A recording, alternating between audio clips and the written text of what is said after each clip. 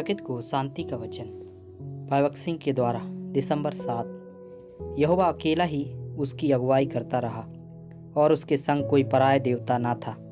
व्यवस्था विवरण 32 अध्याय का 12 पद। व्यवस्था विवरण 32 अध्याय का 7 से 14 पद में परमेश्वर इजरायलियों को मूसा के द्वारा स्मरण दिला रहा था कि जैसे उसने पहले उन्हें आशीष दी जब तक उनमें कोई पराय देवता ना था, वैसे ही वह भविष्य में भी करेगा।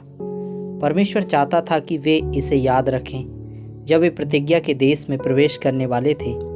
हमारे लिए यह बहुत आसान है कि हम अतीत में प्राप्त आशीषों को भूल जाएं और उस उद्देश्य को खो दें जिसके लिए हमें परमेश्वर के अनुग्रह से बचाया गया है।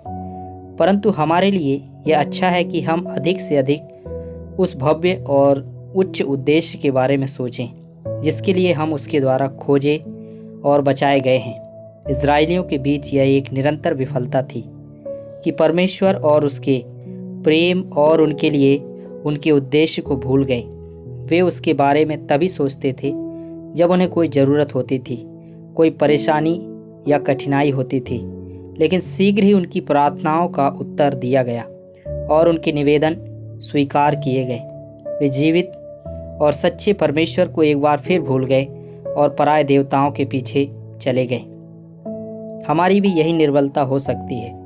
परमेश्वर के प्रेम और विश्वास को चखने और उसका आनंद लेने के बाद यदि कोई वस्तु या व्यक्ति या इच्छा या रिश्ता परमेश्वर के प्रति हमारे प्रेम को कम करता है और उस पर हमारे विश्वास को दुर्बल करता है, तो वह हमारे जीवन में एक पराया देवता बन जाता है।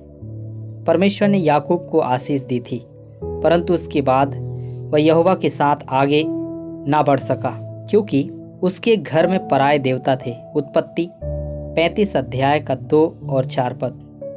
परमेश्वर के पास उसे देने के लिए बहुत बड़ी आशीषें थी।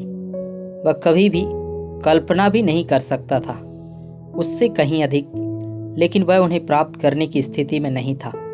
भले ही हमने पहले से ही बहुत सी आशीषें प्राप्त की हैं और भी बहुत सी आशीषें हैं जो हमें अभी अपने प्रेमी उद्धारकर्ता से प्राप्त करनी है, लेकिन वह उन्हें हमें तब तक देने नहीं पाएगा जब तक हमारे जीवन में पराये देवता हैं। जब परमेश्वर याकूब से पनीएल में मिला तो उसने उसका नाम याकूब से बदलकर इज़राइल रखा, जिसका अर्थ है परमेश्वर के साथ एक राजकुमार।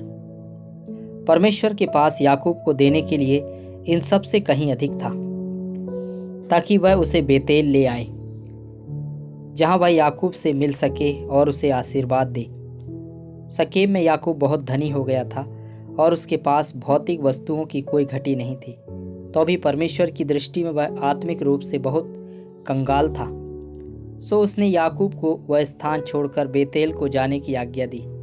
आध्यात्मिक रूप से वह बेतेल से बहुत दूर था, जैसा कि बेतेल वह स्थान था जिसे परमेश्वर ने उसे पूरी तरह से आशीर्वाद देने के लिए नियुक्त किया था। याकूब तब तक आशीर्वाद प्राप्त नहीं कर सका जब तक कि वह बेतेल वापस नहीं आया।